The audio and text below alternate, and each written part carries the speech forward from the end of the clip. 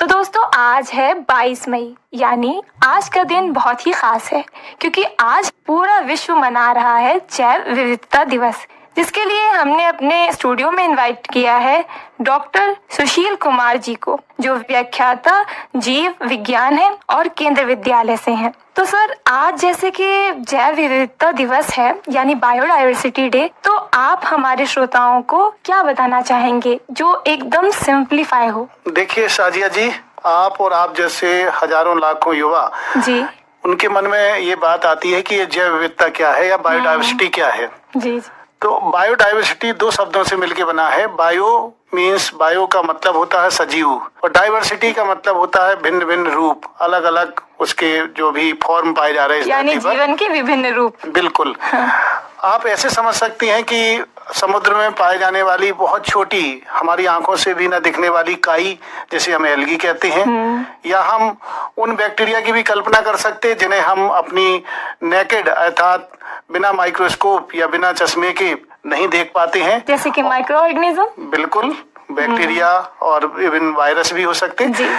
और देख सकते हैं कि बड़े बड़े विशाल दरख्त, जैसे आपने देखा होगा बरगद, या फिर आपने देखा होगा सिकोया का पेड़, या फिर धरती पे पाए जाने वाले अनेक प्रकार के जीव जंतु, जिसमें चींटी से लेके विशाल हाथी तक, या ब्लू व्हेल। तो ये जीवन के अलग अलग रूप जो इस धरती को एक जीवंत बनाए हुए हैं, इस धरती को एक पल्लवित और पुष्पित बनाए हुए हैं, जिससे मुझे और आपको खुशी मिलती है, मेरे आसपास के जीवन को कहीं ना कहीं से अनेक रूप से लाभ मिलता है। ये सब कुछ बायोडायवर्सिटी के रूप हैं। जैसे हम कुछ उदाहरणों से आपको बताएं कि लगभग पृथ्वी पर 20,000 चींटियों की, जो छोटी छोटी चींटियां हम और आप लोग अक्सर देखते हैं, या 3 लाख के आसपास बीटल, जिन्हें भृंग भी कहते हैं, या 28,000 के आसपास पिसीज अर्थात मत्स्य मछलियों की जातियां हैं, तथा 20,000 से अधिक अधिपादप, जिन्हें हम ऑर्किड कहते हैं, उनकी भी जातियां पाई जाती हैं। मतलब ये एक प्रकार के रूप हैं। और सरल भाषा में हम कहें, हम और आप लोग गर्मियों के मौसम चल रहा है, अलग अलग प्रकार के कितने प्रकार के मैंगो खाते हैं, कभी देसी खाते, कभी चौसा खाते, कभी लंगड़ा खाते, कभी सफेदा, और कभी मलियाबादी, या अलग अलग प्रकार की स्पीशीज है, different species. Mango Mangifera indica है। हाँ। लेकिन इसके अलग अलग हम देख रहे हैं फॉर्म, रूप, अलग अलग उनका टेस्ट है, अलग अलग उनका आकार है, एक प्रकार की जैव विविधता हुई। अगर हम बायोडायवर्सिटी में कहें तो हमारे जैव मंडल में न केवल स्पीशीज स्तर पर अर्थात जातीय स्तर पर बायोडायवर्सिटी पाई जाती है, बल्कि हम कह सकते हैं कि आनुवांशिक विविधता भी है। मतलब ऐसी विविधता जो जीन के स्तर पर है, आनुवांशिकी के स्तर पर है। मतलब हम कह सकते हैं, जैसे उदाहरण के रूप में हम बताएं कि धान आपने सुना होगा, तो 50,000 से अधिक आनुवांशिक रूप से भिन्न भिन्न धान की फसलें पाई जाती हैं। जिन्हें आम की बात कर रहे थे, मतलब 100 नहीं बल्कि 1,000 से ज्यादा मैंगीफेरा इंडिका अर्थात आम की अलग अलग प्रकार की जातियां पाई जाती हैं। ऐसी जाति अर्थात स्पीशीज स्तर पर भी विविधता होती है। मतलब ये समझ लीजिए कि जैसे हम उदाहरण दें कि पश्चिमी घाट, जिसे हम वेस्टर्न घाट कहते हैं, के जो रेप्टाइल हैं, जो उभयचर हैं, एम्फीबियन हैं, उनमें भी विविधता पूर्वी घाट के जो एम्फीबियन और रेप्टाइल होते हैं उनसे अलग अलग पाई जाती है। तो मतलब ये एक जातीय स्तर पर विविधता हो गई। और तीसरे प्रकार की जो विविधता हुई वो इकोसिस्टम अर्थात पारिस्थितिकीय विविधता, अर्थात जैसे भारत के रेगिस्तान हो गए, या मैंग्रोव वन हो गए, या वर्षा वन हो गए, रेन फॉरेस्ट हो गए, या आपने सुना होगा कोरल रीफ्स, जिन्हें प्रवाल भित्तियां भी कहते हैं। धरती के और ग्रह जितने भी हैं वहां पर इतनी ज्यादा जैव विविधता नहीं है, और यही कारण है कि ये इसको बचाना एक नैतिक जिम्मेवारी है। और इसी के लिए हमारे यूनाइटेड नेशन की पहल पर पूरी दुनिया में 22 मई को विश्व जैव विविधता दिवस मनाया जाता है। युवाओं को विशेषकर आह्वान किया जाता है, क्योंकि युवा वो होते हैं जो काल की चाल बदल देते हैं। सर, जैसे कि अभी आपने बात की कि युवा हमारे देश के लिए कितने ज्यादा महत्वपूर्ण भूमिका निभाते हैं, चाहे वो कोई भी क्षेत्र हो, तो सर जैव विविधता से मेरा या आपका या हमारे युवाओं का जीवन कैसे जुड़ा है? बिल्कुल, ये बहुत ही अच्छी बात है, क्योंकि जब तक किसी का कोई लाभ नहीं होगा, हाँ, तब तक क्यों सोचेगा कोई आज के दौर में, विशेषकर भौतिकतावादी युग में, कि हम क्यों भाई संरक्षण करें, हम क्यों बचाएं।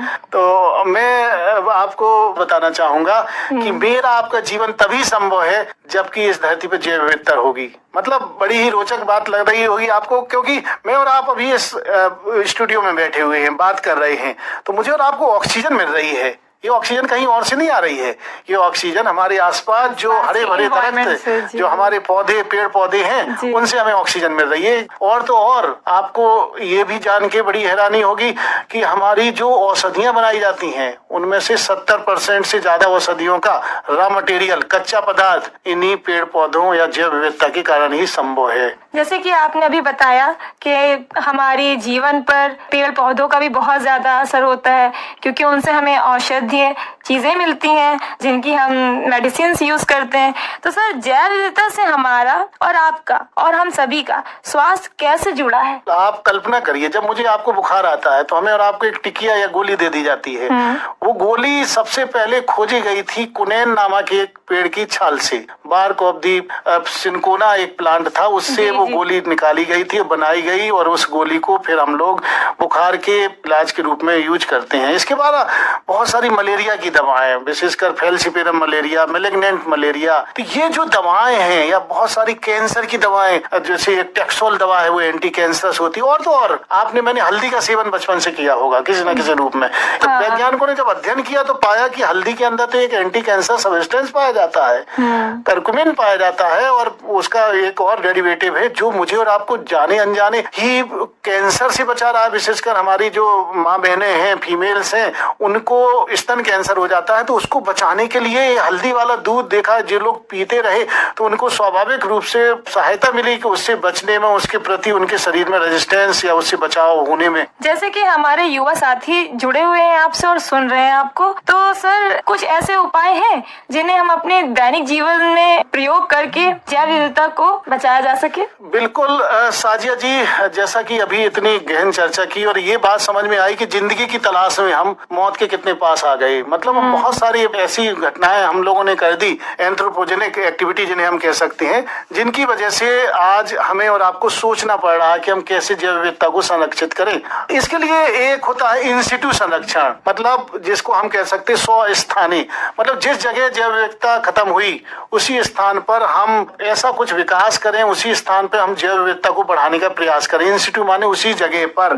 तो ऐसी स्थिति में जैसे कि हम लोग अलग अलग क्षेत्र बना सकते हैं जहां पर कि अगर जैव विविधता कम हुई तो उसी जगह जाके हम जैव विविधता बढ़ाने की बात कर सकते हैं। दूसरा जो हो सकता है वाय स्थाने, अर्थात एक सिटू कंजर्वेशन। अब वाय स्थाने एक सिटू कंजर्वेशन में हम अलग अलग ढंग से, जैसे आप देखते होंगे बोटेनिकल गार्डन, जैसे लखनऊ में भारत का बहुत प्रसिद्ध बोटेनिकल गार्डन, जिसका आपने कहा national botanical research institute NBRI का जो गार्डन है, या भारत का सबसे बड़ा एक बोटेनिकल गार्डन हावड़ा में है। तो ये जो अलग अलग जो बोटेनिकल गार्डन है, वनस्पति उद्यान, या फिर जू हो सकते हैं, या वन्य जीव सफारी हो सकते हैं, ये एक सिटू कंजर्वेशन है। मतलब हमने वहां से कहीं से मूल स्थान से पौधे या जीव जंतुओं को लाके दूसरी जगह पर रखा। ऐसे ही कई बार क्रायो प्रिजर्वेशन करते हैं हम।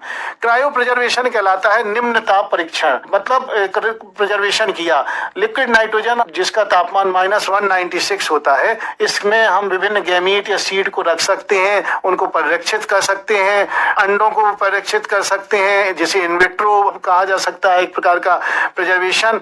और कुल मिला के हमें और आपको ये जो पुरानी रवायतें थी हमारी आपकी, जो पहले हम लोग जितनी जरूरत होती थी उतना ही धरती से लेते थे, बल्कि देते ज्यादा थे। महात्मा गांधी जी ने एक बार कहा था साजिया जी कि इस धरती के पास, इस नेचर के पास मेरी आपकी जरूरतें पूरी करने के लिए सब कुछ है, लेकिन लालच पूरा नहीं कर सकती। इसलिए हमें और आपको लालच और जरूरत में अंतर जरूर समझना पड़ेगा। जरूरत होती है और जितना जरूरत है उतना लिया, और धरती को ज्यादा से ज्यादा देने के लिए छोड़ दिया अगली पीढ़ी के लिए भी। तो ये हमें आपको सोचना पड़ेगा। हमें 1992 में रियो डी जेनेरियो में जो जैव विविधता संरक्षण के लिए जो एग्रीमेंट हुए थे, उनकी तरफ भी हमें सोचना पड़ेगा। और जो अलग अलग सम्मेलनों के द्वारा जो पूरी दुनिया के लोगों ने प्रण लिए हैं कि हम आगे 2030 तक जैव विविधता को संरक्षण करने में अपना योगदान देंगे, या फिर हमारे जो सस्टेनेबल डेवलपमेंट के गोल हैं उनको भी ध्यान में रख के विकास को इस प्रकार से करना पड़ेगा जो टिकाऊ हो, जो आगे आने वाली पीढ़ी के लिए संसाधनों को छोड़ सके।